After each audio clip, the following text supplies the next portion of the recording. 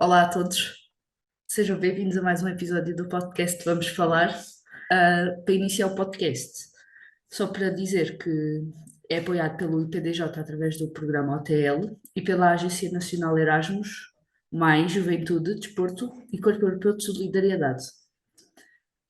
Ah, e acho que o David pode começar por se apresentar um bocadinho, dizer de si.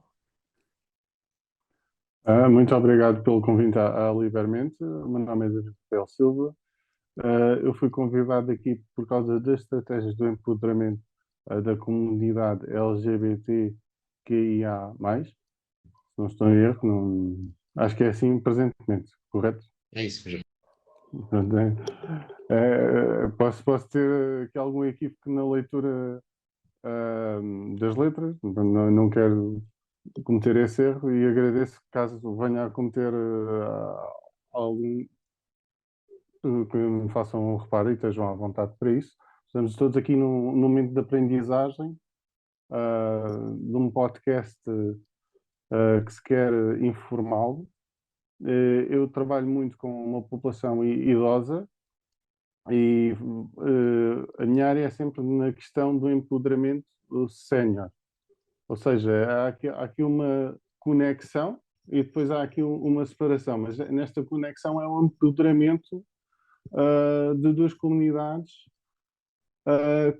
que se tentam também elevar, ou seja, dar-se a conhecer e a conhecer-se elas próximas e sensibilizar a população em geral para as suas necessidades, com diferentes necessidades muito distintas a nível fisiológico, a nível psicológico, mas há aqui a questão do empoderamento, da sensibilização uh, que é necessária haver e cada vez mais. E acho que faz todo o sentido, e é nessa vertente que eu estou aqui, que é onde é que se congregam e quais as forças que podem ser utilizadas.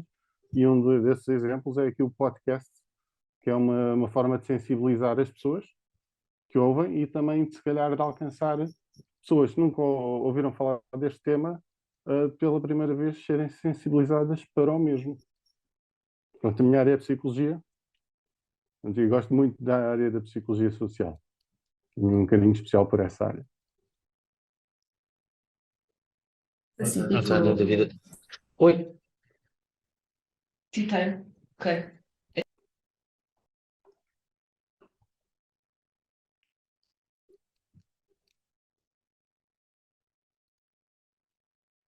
está. A Inês exalta-se. Ahm, Olha, David, primeiro, obrigado por teres aceito mais uma vez. Acho que é sempre bom termos diferentes perspectivas de várias áreas neste tipo de assuntos. E acho que tocaste logo em num ponto que acho que posso começar por perguntar por aí, que é, sendo que tu trabalhas com a população mais idosa, se tu, de alguma forma, identificas este tipo de população da LGBTI na população idosa e como é que eles lidam com esse tipo de questões?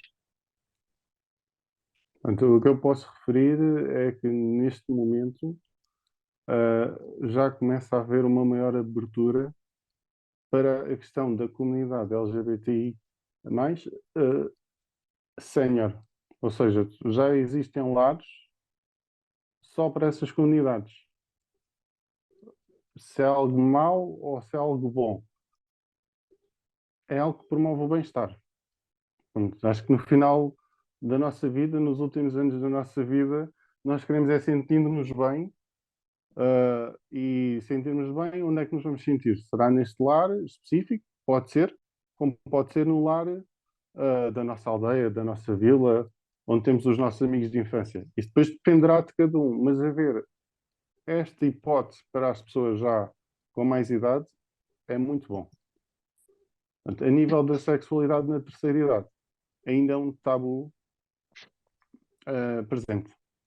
Então, pegando no ponto-chave do episódio de hoje, um, queria primeiro referir que, a verdade, isto também acaba por ser um bocadinho a minha perspectiva da situação, não é? A verdade é que nós hoje em dia ouvimos muito da Carta dos Direitos Humanos da parte da Comissão Europeia, das comissões éticas, que há o direito à liberdade, à expressão, à igualdade, etc, etc. Mas acabamos por, no nosso dia a dia, se calhar por ainda não termos os conhecimentos suficientes ou as ferramentas necessárias, acabamos por não colocar em prática aquilo que é posto no papel, vá, digamos assim. E o que nós gostávamos aqui de perceber hoje é, consoante a tua perspectiva, não é?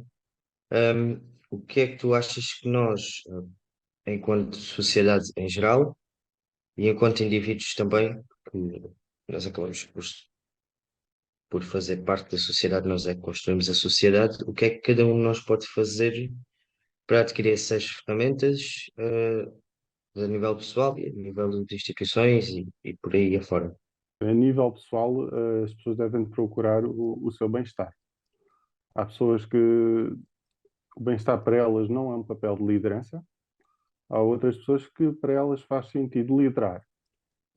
E as pessoas que gostam de liderar e querem liderar têm aqui um papel importante na sensibilização para os tópicos e dos quais nascem a lei, evidentemente, e depois como é que isto se enquadra tudo. Portanto, aí será a liderança novamente. Ou seja, quem vai liderar, como irá fazer, qual o plano. Um exemplo ótimo será, por exemplo, questões de formação nas escolas. Ou seja, será que os professores estão sensibilizados para estas mudanças? Será que os professores sabem lidar com a transição? Depois, os professores e todas as pessoas aqui na área da educação estarem formadas, também deverão pensar como passar a mensagem aos alunos. E esse é um papel da responsabilidade de todos. Acho que passa muito pela questão da formação. A questão, por exemplo, de empresas, depois passando já a outra etapa, muitas empresas e muitas instituições têm um departamento de responsabilidade social, já são feitas formações a nível da saúde mental, já são feitas formações a nível das emoções, a nível da igualdade de género, e a questão aqui é, será que se pode acrescentar algo mais? Porque quem lidera tem aqui hipótese de dizer, vamos dar esta formação, vamos falar com estas entidades e ver o resultado. Está algo planeado e sempre com várias reuniões para aqui haver uma mudança social, que é o que se pretende, e combater o estigma social que existe. Sim, agora que falaste na responsabilidade, por acaso acho que é um ponto-chave aqui neste tema, que é, nós acabamos, sempre querer repetir o que disse há pouco, mas nós acabamos por ter todos um bocadinho a responsabilidade de, de respeitarmos-nos uns aos outros dentro dos limites de cada um. E eu noto, como enfermeiro e como agente social na comunidade, noto que há aqui também alguma dificuldade das várias partes particulares, portanto, das empresas, de qualquer estabelecimento, de qualquer órgão social, em perceber como é que são estabelecidos estes limites. Portanto, entre o limite da comunidade LGBTI ter o direito de ser respeitada e, e de alguma forma aceito na sociedade, mas também há o direito daquelas pessoas que, espera aí, eu posso até aceitar assim um bocadinho melhor determinadas situações relativamente a este tema, mas eu não tenho que respeitar. E acaba por também se haver aqui um limite um bocadinho que ainda não está bem estabelecido. Ahm, Portanto, de todos nós, que é onde é que começa a minha liberdade e onde é que acaba a minha liberdade. Eu não sei se me estou a fazer entender. E isso está sempre relacionado com a lei, está sempre relacionado com as normas, Se formos ver a nível social, né, se alguém fizer alguma difamação ou injúria, a lei protege. Se for a nível de trabalho, há procedimentos disciplinares. E eu, por acaso, a ler aqui alguns artigos para o podcast de hoje, li um bastante interessante, que era a questão da ação judicial. Ou seja, alguém da comunidade, uma organização LGBT que há mais, se entrar com uma ação judicial, normalmente acaba por ter a opinião positiva do público. Um exemplo, até fiz uma breve pesquisa sobre LGBT em Ponte, só não encontrei nada. Fiz, entretanto, uma pesquisa sobre LGBT em Évora e encontrei um episódio muito triste de umas obras que foram destruídas de uma exposição e que teve, portanto, aqui um alargamento para além distrito, ou seja, foi a nível nacional, essa situação foi toda discutida e os vilões foram as pessoas que, evidentemente, praticaram o crime. Portanto, a ação judicial é aquela mais eficaz uh, para organizações LGBTQIA+.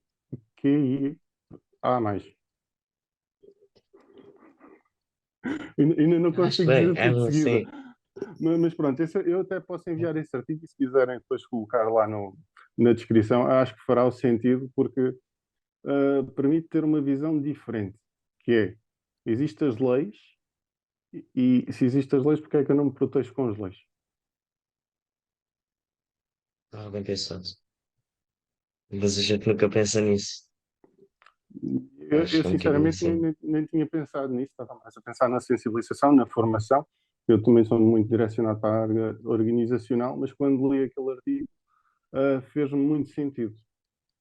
Acho que também acaba aqui por haver alguma, talvez alguma desinformação de todos nós do que é a lei e também todas estas questões. E isso acaba também por impactar, se calhar, a forma como nós lidamos com a violência sobre certas comunidades.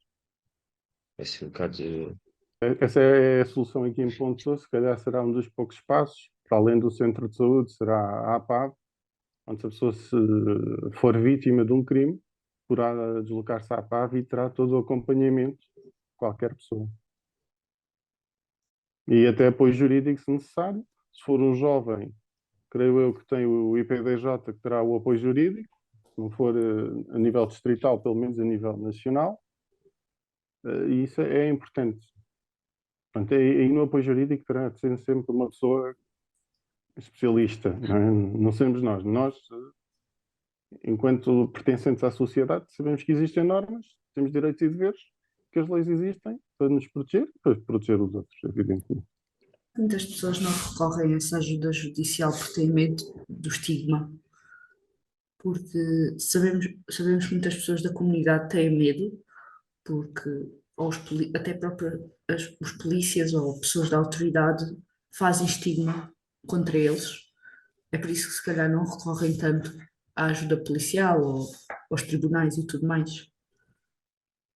Aqui faço o reverso da questão. Será que não há um estigma em relação à autoridade?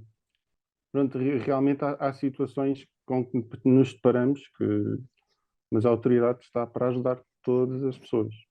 Os tribunais estão para depois também ajudarem todas as pessoas com base na lei e julgarem e decidirem de acordo com a lei. Exato. Ok, então, dentro dos teus conhecimentos, quais é que são as estratégias que nós poderemos implementar, além da parte educacional, para que isto corra um bocadinho melhor? A parte educacional é muito importante porque é na altura da adolescência que os jovens se descobrem, ou pelo menos vão assimilando as suas experiências e vão resumindo ou definindo a sua sexualidade. Vão definindo a sua sexualidade nesse caso. E o género com o qual se identificam. E, portanto, a sensibilização, a formação é importante, o contacto com os mídias será a questão mais importante, é o que é que os mídias publicam, o que é publicado acerca do LGBT. Por exemplo, há a Pride Parade, será que é suficiente? Já é um acontecimento anual que acaba por ser ter alguma visibilidade nacional e até provavelmente internacional, que haverão pessoas de outros países, como acontece um intercâmbio. Se é suficiente? Não. Eu acho que devem de haver empresas, para além de associações, devem de haver empresas que contactem organizações, escolas. Acho que é importante haver essa questão da formação ser um produto. Sim, sim, sim, sim, sim. Ou seja, é um exemplo muito fácil aqui de descrever. As universidades são avaliadas por vários parâmetros. Portanto, é a questão da inclusão. Há uma escala que avalie em relação ao LGBTQIA+. Porque é que não existe essa escala? Porque é que não é uma entidade exterior a avaliar as universidades? Ou até a avaliar as escolas? Portanto, eu acho que a criação de produtos, como estes que eu acabei de identificar, ajudam. Acho que iniciativas como esta também ajudam na mudança do social. Mas mais que tudo serão sempre os mídias que terão mais visibilidade. Ou seja, telejornais, jornais, redes sociais. Por exemplo, escrever no jornal, alguém da comunidade escreve no jornal local, bom, se calhar depois há a questão do estigma, né? Então, se for um jornal nacional, porque ser local não poder ser nacional. Por exemplo, se calhar, Rafael, lança-te aqui um desafio que eu também pensei, que seria, por exemplo, um estudo, a questão de enfermagem, do bem-estar, da comunidade. Isso podia se tornar um especialista nessa área. Se o entenderes, se entenderes liderar e ter esse papel. Não quer dizer que o venhas a ter ou que o queiras ter, mas fica aqui já uma hipótese de futuro. Porque as coisas dependem de nós, mas nós também temos de estar dispostos a batalhar, porque isto acaba por ser uma batalha. E é preciso um suporte muito forte, é preciso uma rede social de amigos espetacular, é preciso uma rede familiar também muito forte. Haverão momentos que serão difíceis, mas depois no futuro as coisas vão se alinhando. Aceito o desafio já agora. Acho que é um bom desafio e de facto, sei que a nível da enfermagem, na área da sexualidade há mesmo muito pouco, tanto a nível de estudos como a nível de carreira é mesmo muito pouco. E de facto é uma área que precisa desse apoio. Pronto, a área médica está muito complementada, mas a parte da enfermagem está de facto assim um bocadinho aquém. Mas é um bom Mas, desafio. mas eu, quando falo em desafio, também tens de pensar em escalar o desafio, ou seja, por exemplo, sendo possível ou não, se havendo protocolos ou parcerias, como por exemplo o Brasil. Procurar as bolsas, tu tens o SIG, a Comissão para a Igualdade de Género, onde tens várias associações às quais podes tentar indagar. Estás a falar tão bem, David, que eu fico sem perguntas para fazer. Porque não estava à espera. Ah, tu que fazes parte da comunidade, o que é que gostarias que soubessem ou que estivessem mais à atenção? Isso é uma boa pergunta. Um, Isto depende também de caso para caso, não é? Porque eu fui, e não me quero gabar, mas fui uma pessoa também um bocadinho especial no percurso que fiz. Porque sempre, a partir do momento em que decidi, ok, eu sou transexual, vou lutar por mim e para isso eu vou ter que assumir perante a sociedade que me rodeia, não é? Que era um bocadinho. Pronto, não faz sentido tu teres uma mudança tão radical na tua vida, que é claramente notável, e que chegas simplesmente, tipo, ao pé dos teus amigos, dos teus pais, dos teus colegas, quem for, e tipo, agora sou Rafael e não explicas nada. Pronto, e eu tive aí um percurso um bocadinho diferente. Um, Também sempre me preocupei em dar o tempo necessário às pessoas, mas também sempre a lutar por aquilo que eu achava que merecia. Um, Pronto, e foi assim um bocadinho. Não foi fácil, não, porque lá está, nunca é fácil. Vai haver sempre o bullying, vai haver sempre a não aceitação de certas pessoas, e lá está, às vezes o que me faz aqui um bocadinho de confusão nestas questões, e respondendo à pergunta da Inês, as pessoas não têm que aceitar, as pessoas não têm que nos aceitar, assim como as pessoas não têm que aceitar que nós temos o cabelo vermelho, que nós temos o cabelo azul, que nós temos o cabelo preto, as pessoas não têm que nos aceitar.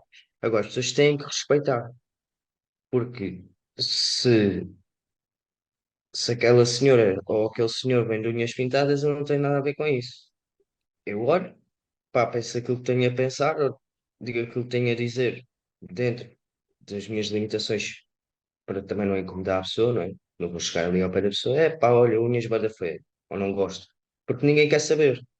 A pessoa não quer saber a minha opinião. Ela usa porque ela gosta. E aí é que é quebrado o limite do respeito. A meu ver, claro.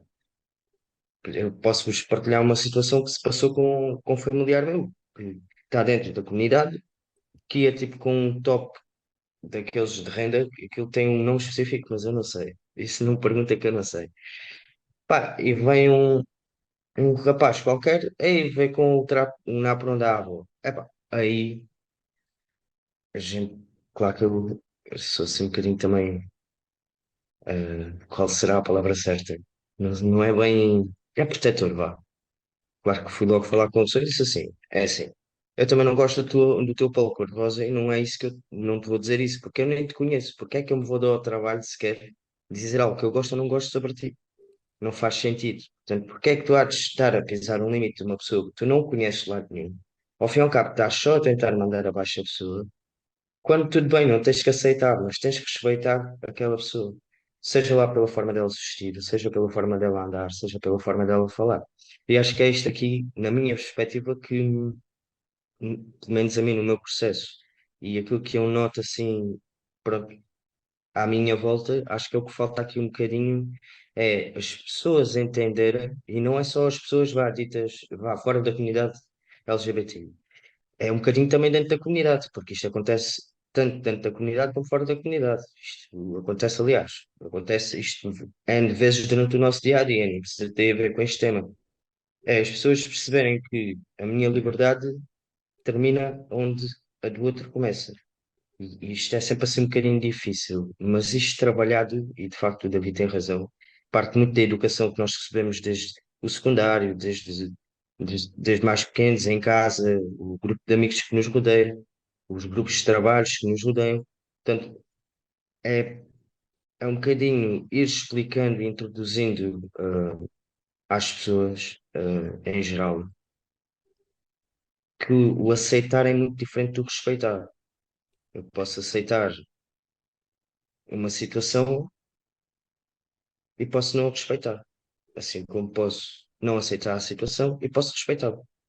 E acho que é isto que falta aqui um bocadinho e a meu ver, menos no meu percurso, faltou e apesar de, pronto, a cidade de Évora é meio pequena, também cresci cá, obviamente que tenho noção que toda a gente, eu posso ir para um local novo de trabalho, mas que toda a gente sabe sobre a minha situação. Porque as coisas vão-se espalhando, vão-se falando e também eu fui sempre muito aberto sobre a minha mudança de sexo.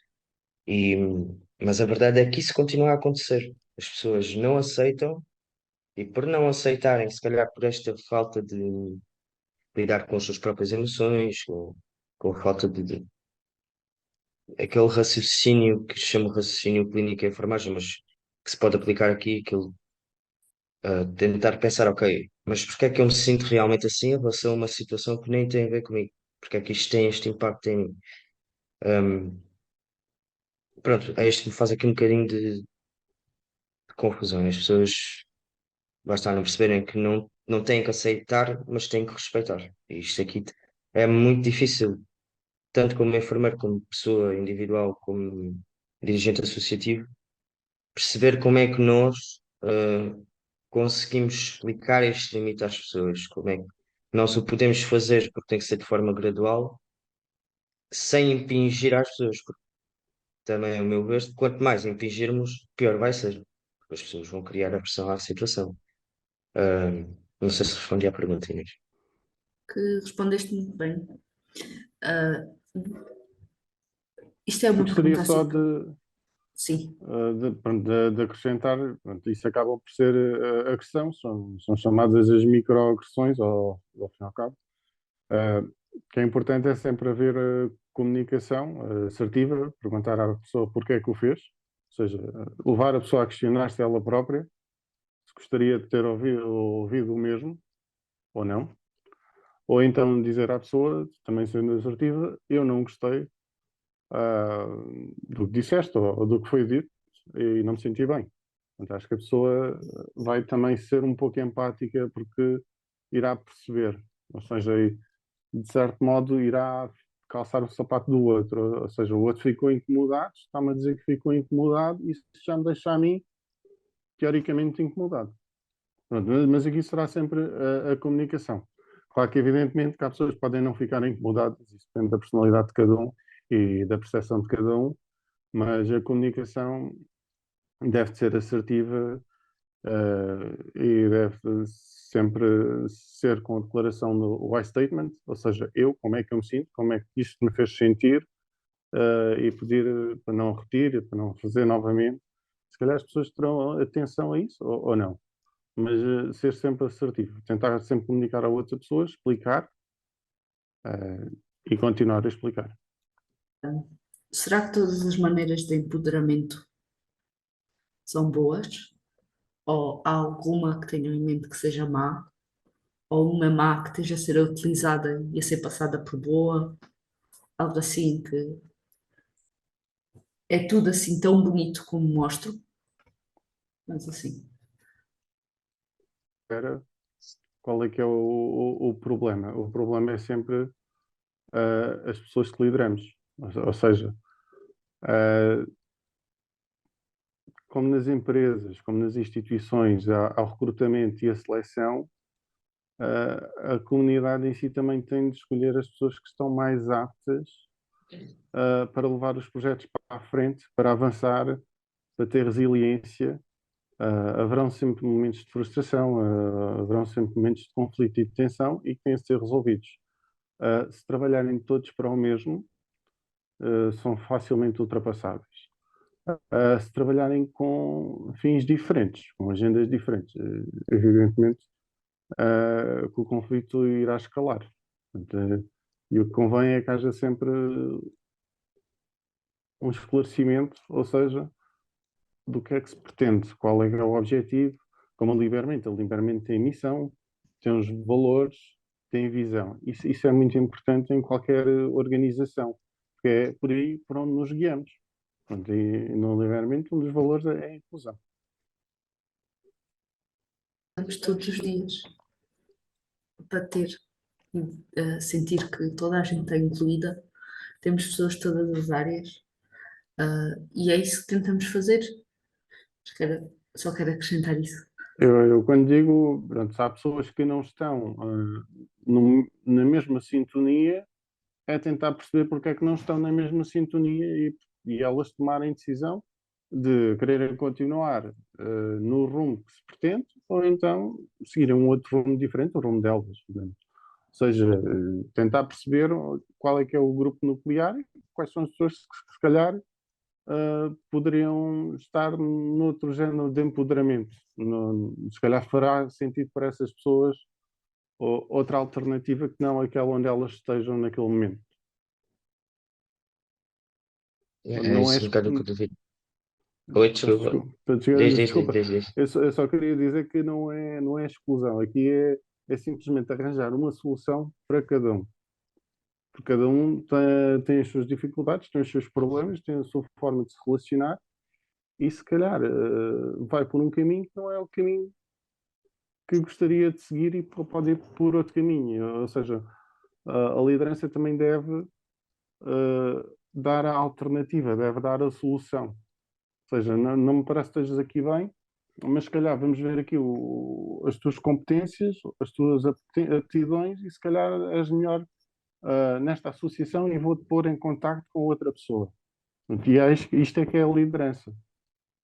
Ou seja, é arranjar a solução e permitir também que o outro cresça, porque quando todos crescemos, acaba por ser sempre positivo para para o bem pessoal todo e para o bem psicológico e bem-estar de cada um. Eu quero isto que o David estava a dizer, porque de facto isto, e posso falar em termos pessoais, não só a ver com este tema, mas isto que nós passamos aqui hoje em sociedade, relativamente a estes temas assim mais delicados, tem muito a ver com o nosso processo pessoal, o nosso processo de crescimento pessoal. E as pessoas às vezes, e se calhar respondendo aqui à Inês, falha aqui um bocadinho isto também, e agora estava a sentir um bocadinho isso, que nós acabamos por, dentro da comunidade, para atingirmos, para atingirmos os nossos direitos, ou seja, acabamos por estar numa luta constante, de espera aí, mas tu és hetero, ok, tens estes direitos, porque é que nós não podemos ter? Ou seja, acabamos de andar por aqui muito a passar a batata quente, a apontar os dedos uns aos outros, quando todos nós, e pegando no que o David disse bem há pouco, devíamos era se calhar estudar mais um bocadinho o nosso interior e perceber, ok, então mas esta situação aconteceu, porque é que eu me senti assim, porque é que ela aconteceu e o que é que pode ser feito para melhorar. Isto acaba por ser também uma forma de liderança de nós próprios na nossa vida. Não sei se fez sentido. Sim, Fez sentido. e convém às vezes fazerem uma espécie de um mapa, ou seja, escreverem numa folha mesmo os porquês, as razões, perceber se estão todos em sintonia, lerem a voz alta em grupo. Se vocês são um grupo, têm de trabalhar como um grupo. E o grupo partilha. Exato, exato, é isso mesmo. Por acaso houve agora uma atividade há pouco tempo que me pediram para participar a nível individual, em que me pediram para fazer um texto, um texto de opinião, um artigo, sobre estas questões, porque de facto estavam a identificar dentro da própria instituição que as coisas não estavam a correr assim tão bem relativamente a este tema e que haveriam alguns comentários um pouco discriminatórios relativamente à comunidade. E de facto, quando eu falei com as pessoas que fariam esse tipo de comentários, as pessoas nem se apercebiam que o estavam a fazer e que poderia ter um impacto negativo na pessoa que estaria ao lado, pronto, partindo do pressuposto que nós nunca sabemos quem é que temos ao lado. Um, e de facto é interessante perceber que também jovens com 25, 26, 27, mais novos que nós, já começam também a ter esta perspectiva de, ok, então mas se não está a correr bem, o que é que se está a passar e como é que vamos trabalhar isto em equipa? Eu acho que isso também acaba por faltar muito e mas falta muito cada vez mais nas gerações mais antigas. Também por hábitos e costumes, nós também temos que compreender. Mas também começo a notar uma mudança muito positiva nos jovens, pelo menos aqui em Évora eu noto imenso isso. Há uma diferença total, daí há uns 5 anos atrás. Tenho colegas meus do secundário que estão dentro da comunidade e que nem saíam à rua porque não podiam ser eles. E hoje vêm em Évora, foram para Lisboa, foram para o Porto, foram para cidades maiores e hoje vêm em Évora e dizem-me assim: Ei, isto aqui está muito diferente. Está muito diferente. As pessoas começam-se a expressar mais, mesmo que as outras olhem, as pessoas não querem saber. Estão na vida delas e se acontecer alguma coisa, sabem onde têm que ir, sabem com quem têm que falar, ou sabem até como é que há de lidar de forma a não ligar simplesmente ao que os outros estão a dizer, ou estão a pensar, ou estão aquelas microagressões que nós pensamos, isto não é nada, deixa, não ligues. Mas que as pessoas arranjam ali um método de dar a volta àquela situação internamente que eu fico naquela. Pô, é preciso um grande trabalho para isso. Era inevitável. Era- há certas coisas que podiam ser evitadas, não é? Mas isso acontece, infelizmente, isto também é uma perspectiva pessoal, isto há sempre dois polos. Se a gente não pode querer igualdade de género, não havendo desigualdade, porque se não houver desigualdade, porque é que nós estamos a lutar pela igualdade de género? Mas isto vai haver sempre dois polos. Claro que o ideal era haver igualdade de género, haver respeito mútuo, haver essas coisas todas. Mas por vezes também é preciso um abanão na sociedade para nós entendermos que não estamos no caminho certo para aquilo que deveríamos estar. Ahm, mas de facto, e tenho que dizer que a Libermente faz um trabalho nesse aspecto, que a gente não pode negar, não é? Claro que há muito a fazer, claro que está sempre muito a fazer. A verdade é essa. E pessoas Sim, como nós, líderes como nós acabamos sempre por querer mais e mais, e eu vejo que por mim não é da associação, porque a gente está a resolver um problema, mas a gente já está a pensar em um seguir. Porque de facto há muita coisa que a gente quer mudar, mas isso é bom, é um aspecto positivo na nossa juventude. E, e de facto, Évora, a juventude de Évora, a meu ver, há uns anos para cá está de parabéns, porque tem feito, tem lutado imenso tem-se dado a ouvir, que era o que faltava, tem-se dado a ouvir muito, isso sem dúvida. eu procurando LGBT QIA+, acabo por encontrar informações relativas a Évora. Em Ponte não existe nada. E estamos a falar pronto, do interior de Portugal. Sim, já estamos a mostrar que estamos a desenvolver para o futuro. E eu tenho uma questão, que puxando um bocadinho o rabo à minha sardinha, que eu sou de artes. Hum, artes pode ser usado como um meio de inclusão para juntar estes dois mundos e para trazer para fora ou trazer para dentro, dependendo da perspectiva. Tudo o que sejam atividades ocupacionais, recreativas, que incutam interação social são sempre boas, porque as pessoas vão conhecendo a pessoa para além da imagem. Ou seja, a nível artístico, não é? É o que a pessoa exprime dela, são as vivências dela que exprime na arte. E as outras pessoas vão conhecendo essa nova pessoa. É como se a pessoa tivesse várias pessoas, como se fosse uma matriosca. Vamos abrindo e vai entrando lá uma pessoa diferente. É igual, mas é a mesma, mas tem umas diferenças. E todas as atividades que proporcionam essa interação social são muito benéficas. A nível, por exemplo, de empresas, há muita questão do team building. Ou seja, o team building serve para quê? Para que as pessoas criem uma relação para além daquela laboral, criem também confiança no trabalho do outro, conheçam os valores por qual o outro se rege, a outra pessoa se rege, e essas atividades são muito, muito importantes e cada vez mais haveria de haver tempo para elas. Que a outra questão é, será que existe tempo para as atividades todas que gostaríamos de fazer? Se calhar em Évora existem tantas atividades que acaba quase por ser impossível, mas é muito benéfico. Qualquer atividade ocupacional, recreativa, associativa. É, é a forma de expressão do ser humano, e muitas das vezes na arte é que nós expressamos muito daquilo que escondemos dos outros. Acaba por ser terapêutico por causa disso. E claro que seria um método de inclusão.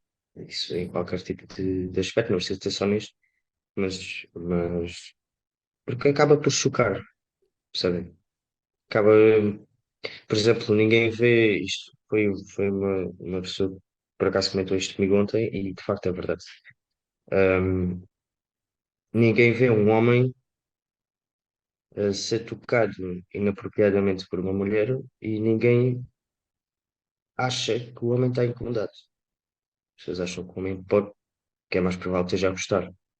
Porque há esta situação de os homens são todos muito garanhões, são todos super desinibidos e venham mulheres com farturas, desculpem lá a expressão, mas é um bocadinho assim que a nossa sociedade pensa. E isso não acontece.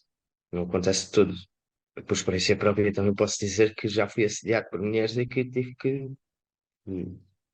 me impor de certas formas que não foram muito simpáticas para as pessoas, porque de facto fui recorrer a meios, nomeadamente polícia e etc., porque assedia um bocadinho por acharem que eu ser homem que não vai incomodar, mas incomoda, porque cada um tem as suas características E pronto, não é a mesma coisa que vai uma senhora a passar na rua e por acaso ultimamente tenho visto menos, aleluia, mas estar um homem constantemente a olhar para a senhora a passar.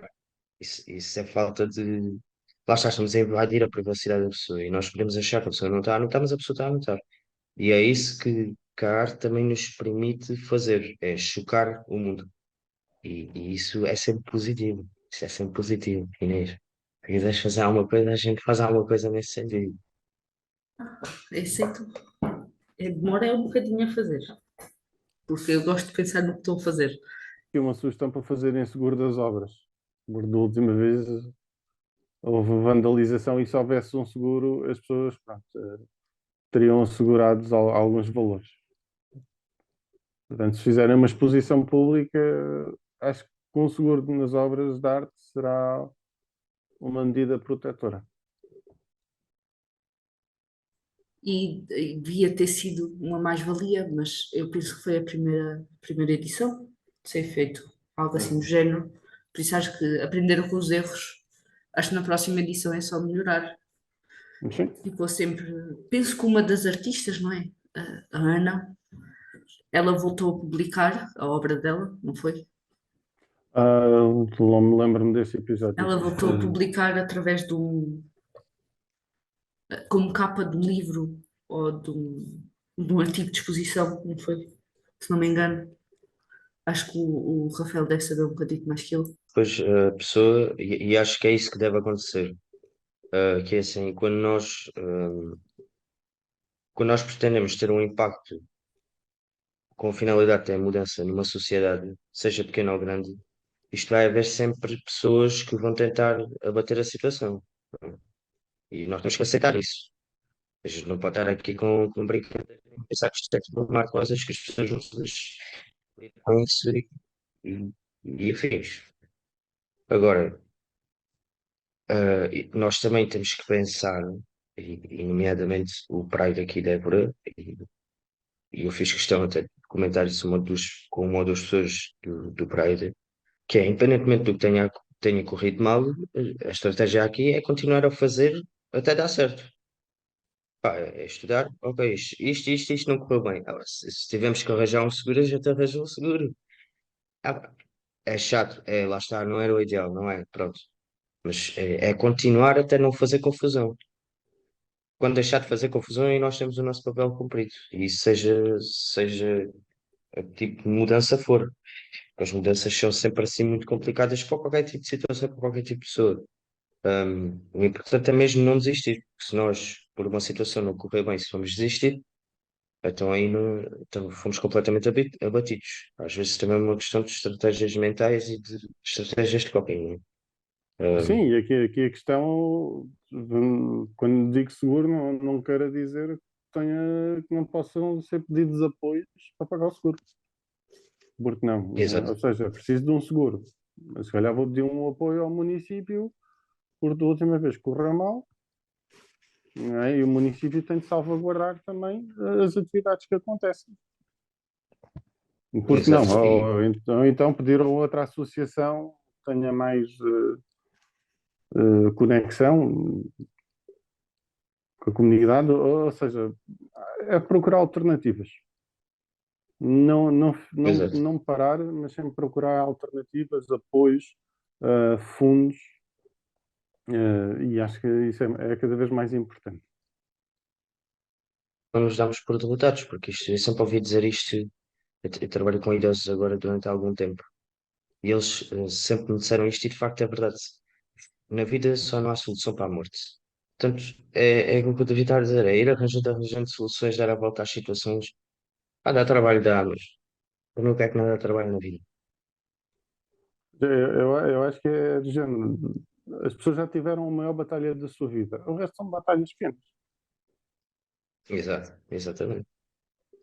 Aliás, as pessoas, nomeadamente na comunidade, e isto, a nível de curiosidade, porque é verdade é que às vezes a gente esquece disto, mas a maior batalha de uma pessoa que está dentro desta comunidade é consigo própria, nem tem a ver com os outros.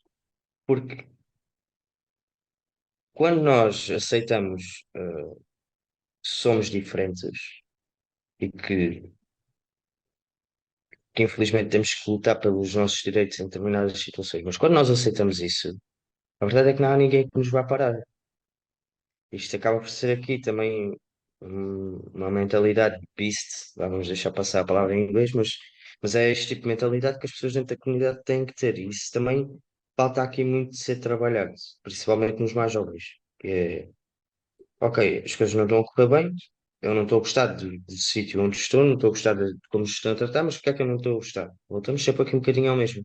Né? Acaba por ser aqui também um trabalho interno que as pessoas têm que fazer e pronto. Podem promover a mudança. Ou seja, o porquê daquelas se sentirem em si, como é que as coisas podem mudar, como é que podem promover a mudança no próprio ambiente. Exato.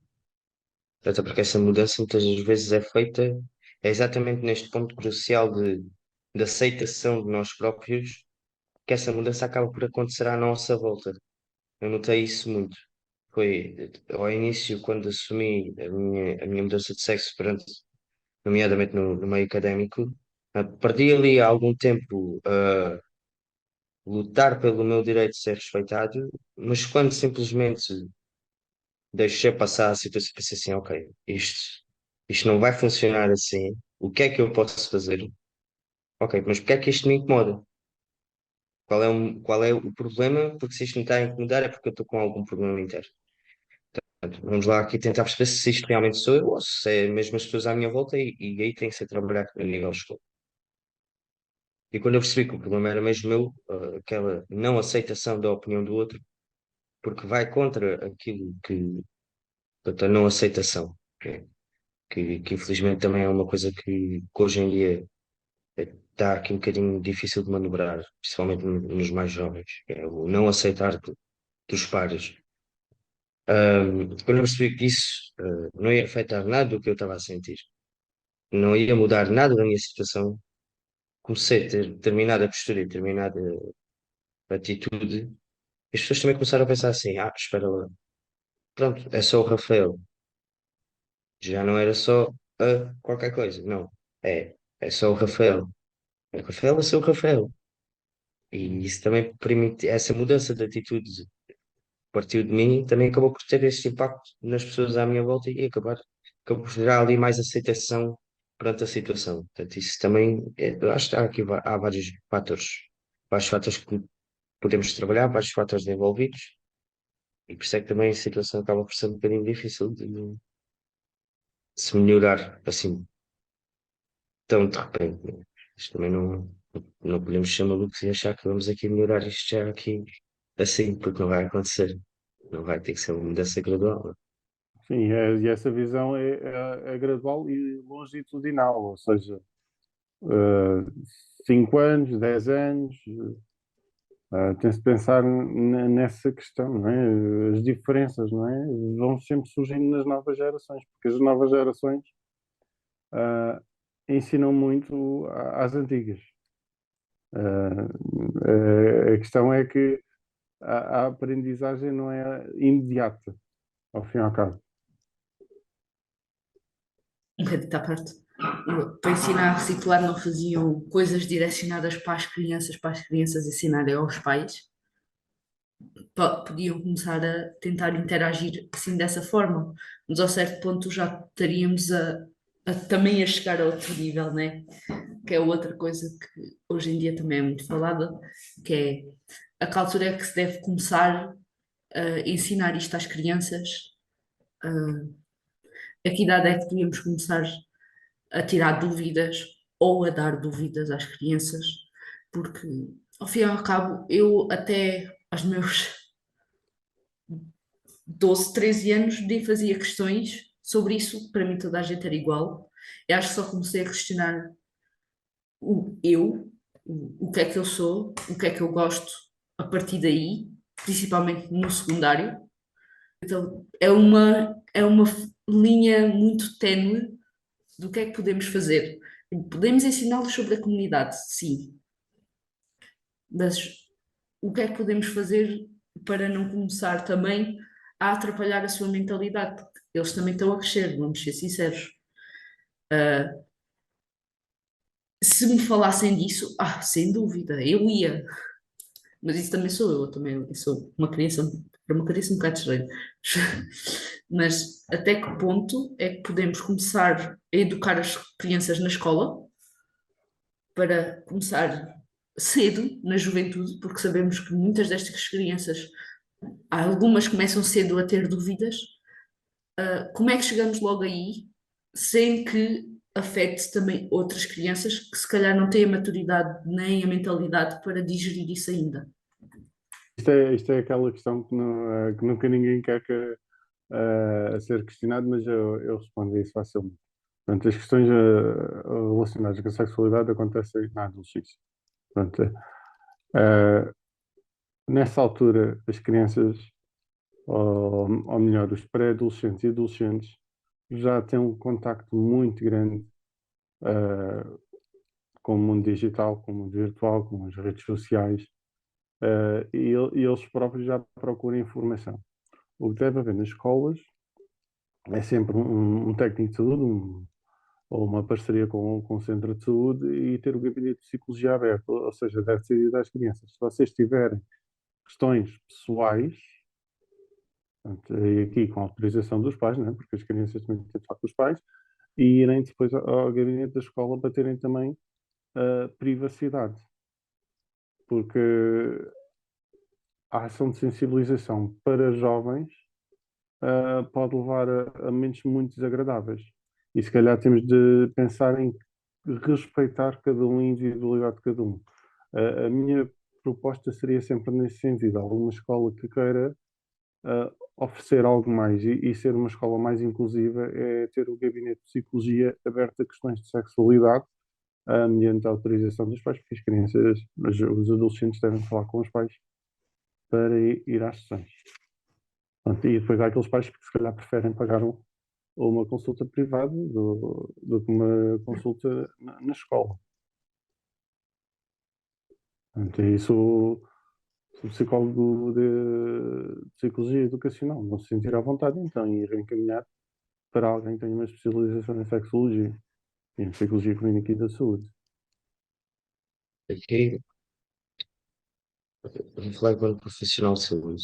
Eh, isto é aquilo que o David está a dizer, que é, há alturas específicas que estão comprovadas cientificamente e que estão estudadas, em que no ciclo vital do humano acontece aquelas etapas.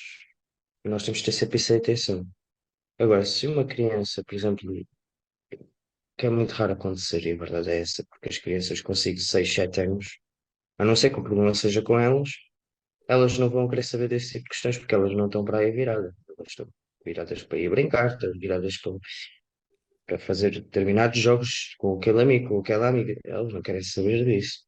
Elas nem pensam bem o que é uma menina, o que é um menino. A não ser que a gente lhe vá continuar a impingir o cor-de-rosa e o azul, elas nem vão pensar nisso. Agora, se uma criança vier questionar determinadas questões que nos deixam a alerta, se assim, se calhar é demasiado cedo para estas questões, mas se ela não está a fazer, é porque algo se passa. Aí há recursos na comunidade, como o David disse bem, há recursos na comunidade, há recursos nas escolas. Se calhar, por vezes não são os melhores, se calhar deviam ser melhorados, mas há recursos que as pessoas podem utilizar. As crianças, se calhar, não têm mais conhecimento da sua existência, aí sim, diria que sim. Mas há esses recursos que qualquer pessoa pode utilizar. Agora, há alturas específicas para se falar de determinados sistemas. Ah, mas depois também é aquele pau dois bicos, que é, na teoria, deveria acontecer aquilo que o David está a dizer. Mas se as crianças começam a ter contato com a sexualidade cada vez mais cedo, como é que nós depois gerimos aqui isto tudo? Isto depois fica aqui uma grande só ganhando. Não sei, David. Salva lá aqui a situação. Eu não consigo ter uma resposta para essa problemática.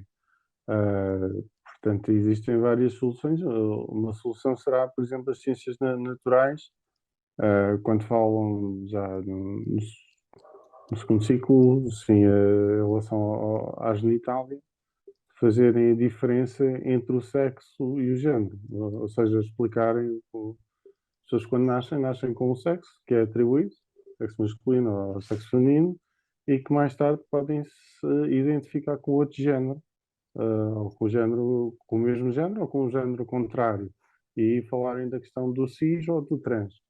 E acho que essa informação pode ser incluída. Não vejo por que não, porque já que se está a falar de sexo, pelo menos a introdução a esses três conceitos. Mas isso já, já parte da parte educacional. O querão fazer, quando o querão fazer e quando o farão. Mas é algo que, a nível científico, faz todo o sentido. A informação estar nos manuais, pelo menos porque para que as pessoas saibam diferenciar e saibam. Há pouco tempo tive um debate exatamente sobre esta questão. Estava agora, parece que estava a ter aqui um déjà vu. Que, de facto, a informação não tem que ser toda despejada em cima das crianças. Pode ser uma coisa gradual. Lá está, o David está a falar bem que é, já que estamos a falar de sexo, não distinguir de género. De facto, são coisas diferentes e elas vão ter que lidar com isso. E a gente não está aqui para converter crianças a comunidades nenhumas. A gente está aqui para as educar, para também prepará-las para o mundo lá fora. Acho que às vezes Não, os e pais, prepará-las para uma coisa importante, que é a tolerância. Ou seja, elas estão-se informadas daqui sobre as ciências naturais, pode ter esta parte aqui de ciências sociais, e elas estão-se informadas para, quando se depararem com situações, saberem lidar e saberem também ser tolerantes e saberem respeitar. Acho que é o caminho que tem de ser seguido, é o caminho da tolerância, da não discriminação e da compreensão. Depois, mais tarde, se a criança, já adolescente, já a sentir determinada orientação, aí procurar uma ajuda técnica profissional. até porque estas questões da sexualidade não estão muito bem desenvolvidas pelo menos não em Portugal, porque até há bem há pouco tempo, nomeadamente, era praticamente todos, não era só uma faixa etária, mas as pessoas associavam o sexo à sexualidade, quando o sexo é só uma parte da sexualidade. A sexualidade é um mundo, não é, quase que infinito. Lá com cada questão e com cada tópico que pode ser realmente debatido nas escolas e que fariam se calhar toda a diferença nestas questões da tolerância e das diferenças, porque também o bullying cada vez é maior. De facto, uma rapariga não lhe apetece usar saias ou qualquer coisa, aquilo é logo um pandemónio entre os gays. E de facto, fazer esta distinção, que é uma distinção básica, a verdade é essa. Fazer esta distinção entre sexo, sexualidade, sexo e género, se calhar evitava muitas complicações futuras nas crianças. Isto. E depois também vou puxar aqui um bocado a brasa à sardinha do David, que é este tipo de comportamentos na sociedade acaba por levar a consequências que nós, na altura em que estamos a praticá-los, nós não pensamos nessas consequências. Mas uma criança que está a ser discriminada, seja por que motivo for, pode levar a uma depressão, e uma depressão pode levar à ansiedade, e a ansiedade pode levar a suicídio. E nós acabamos por ter a vida de outra pessoa nas nossas mãos por uma atitude que nós podíamos ter pensado duas vezes antes de a fazer. E, e fazer este tipo de educação, de facto, poderia evitar muitas situações dessas.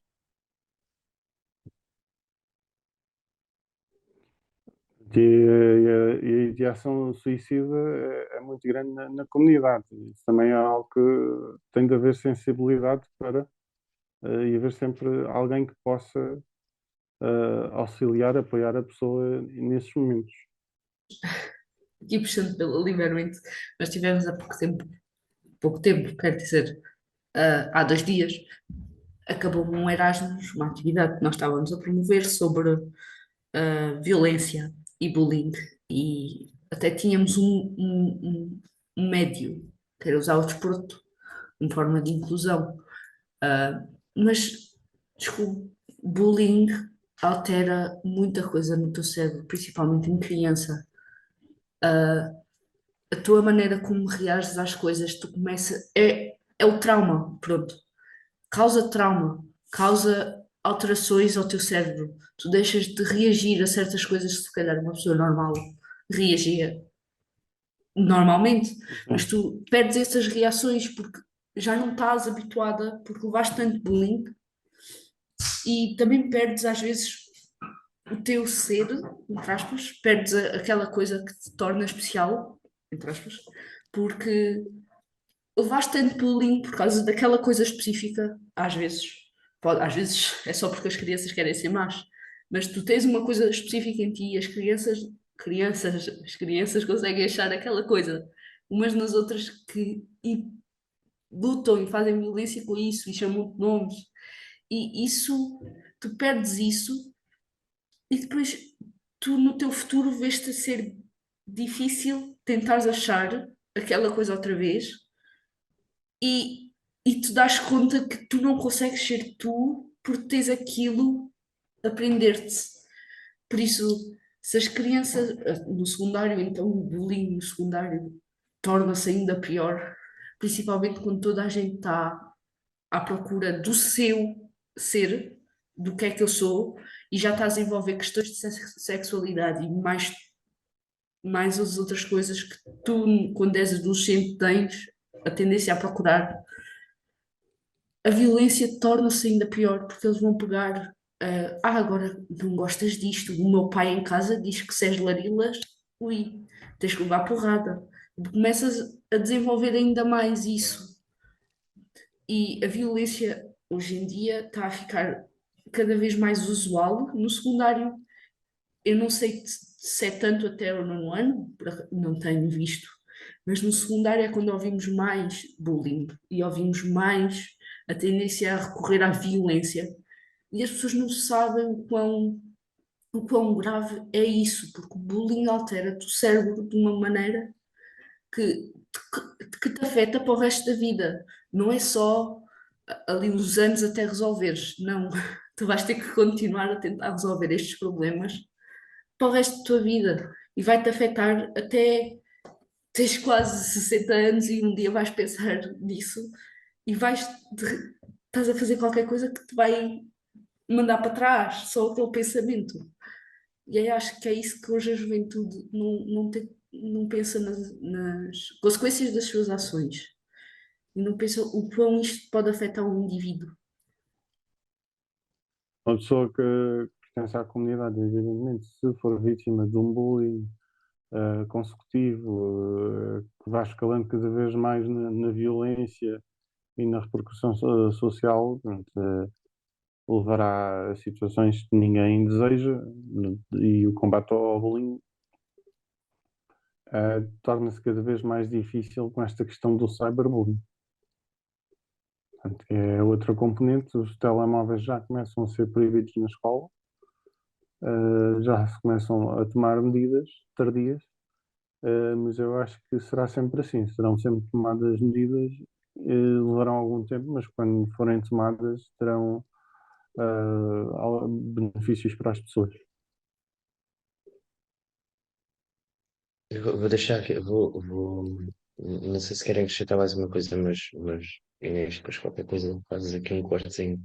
Porque, para deixar, é uma perspectiva assim um bocado mais filosófica, que é, nós enquanto ser humano, também somos assim um bocadinho, como é que é dizer isto de forma simpática, um bocadinho burros, porque, reparem bem, todos nós, desde o momento em que nascemos até ao fim da nossa vida, nós estamos a passar por diversos processos e diversas alterações, tanto a nível físico como mental e emocional, para todas essas componentes que nos constituem, em que no fim nós percebemos tudo aquilo que nós passamos, todas as nossas atitudes, tudo aquilo que nós quisemos, que desejamos, só tinha uma finalidade, que era nós descobrirmos quem é que nós realmente somos. Por isso é que muitas das vezes as pessoas chegam ao fim da vida delas e dizem: eu nem descobri quem é que eu sou. Porque de facto isto é uma constante mutação. A gente está sempre em mutação, gente, não é sempre a mesma pessoa. E o facto de nós nos darmos ao trabalho de fazer bullying, de aquelas microagressões, de fazermos comentários, os olhares, ao fim e ao cabo só estamos a atrasar um bocadinho este processo de cada um de nós. E se nós nos colocarmos no papel um dos outros, eu de certeza, quando eu for morrer, eu não quero estar preocupado com o tempo que gastei a fazer um comentário um bocadinho negativo sobre o que a Inês veste, por exemplo. Não é isso que eu vou querer pensar. Não é? Eu vou querer pensar que dei o meu melhor enquanto ser humano e que vivi o máximo que consegui dentro das possibilidades que tive. E as pessoas perdem-se aqui um bocadinho neste jogo de eu sou melhor que ele ou sou melhor que ela porque tem um pai africano e tem uma mãe chinesa, por exemplo. E porque é lésbica ou é gay, ou é gorda ou é magra.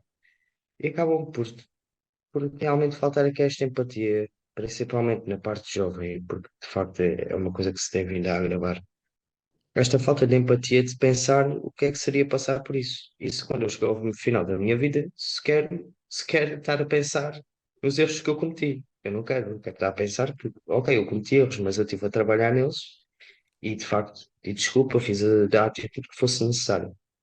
Isto é um bocadinho burrice do ser humano, não é? Isto aqui, mas isto também parte muito da perspectiva de cada um e também das suas experiências de vida. Não, é? Não é toda a gente que tem esta perspectiva ou que sequer consegue entender. Muito bem das crianças, porque são crianças, estão no início da sua vida. Mas isto também era importante, se calhar não assim de forma tão forte como eu agora fiz, mas isto se introduzindo este tipo de situações dentro da própria casa, não é?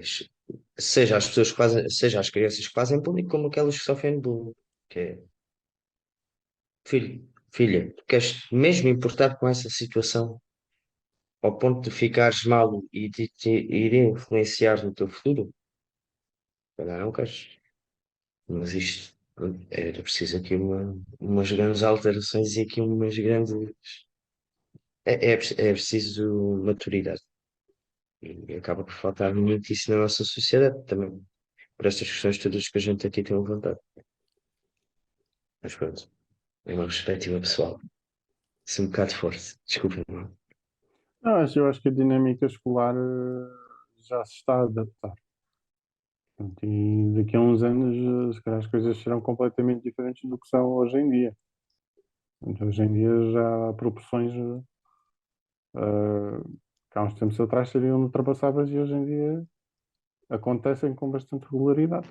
Mas agora já se tenta travar, já se estão a tomar decisões e já se estão a criar regulamentos. Eu acho que daqui a uns anos essas questões já estarão resolvidas. Nem que seja parcialmente. Porque, de facto, é que o David estava a dizer, cada pequeno passo que nós damos com este tipo de projetos, com este tipo de mudanças, tem sido um caminho positivo. Nós também temos que ter esperança. Isto não é tudo mal. A gente vai ter que esperar, tem que ter esperança que alguma coisa irá correr bem. Sim, e temos, não é só sempre ter esperança, mas fazer também acontecer.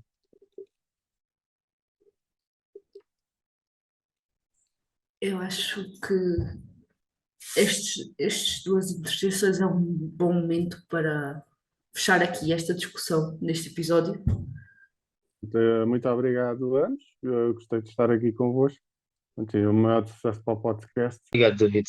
Foi uma conversa muito interessante, de facto. É muito interessante a gente depois ouvir sempre diferentes perspectivas, seja de que área for. Espero ter-te motivado. Pronto, aqui e pronto, vês aí possibilidades e tornares um líder e um especialista nesta área, porque não existe. Eu, pelo menos, Não, não, tens razão, é verdade. Uma associação ou outra que tem mais visibilidade, mas mas não não é existe, naquela não existe perspectiva. uma pessoa, não existe uma pessoa, não é? Exato. Imagina, há uma notícia e querem um comentador que fale sobre isto. Não tem essa pessoa, não existe essa pessoa. Se tu vires, são sempre pessoas que estudam a sexualidade, mas são sempre pessoas cis. não há, É verdade. não há não é, o outro lado. E acho que isso é muito importante e trabalhar nesse sentido de positividade, de demonstração da importância do relevo, do valor. Eu acho que tens aí um ótimo caminho se quiseres ir por esse trajeto. Obrigado, obrigado. Eu agradeço. Obrigado.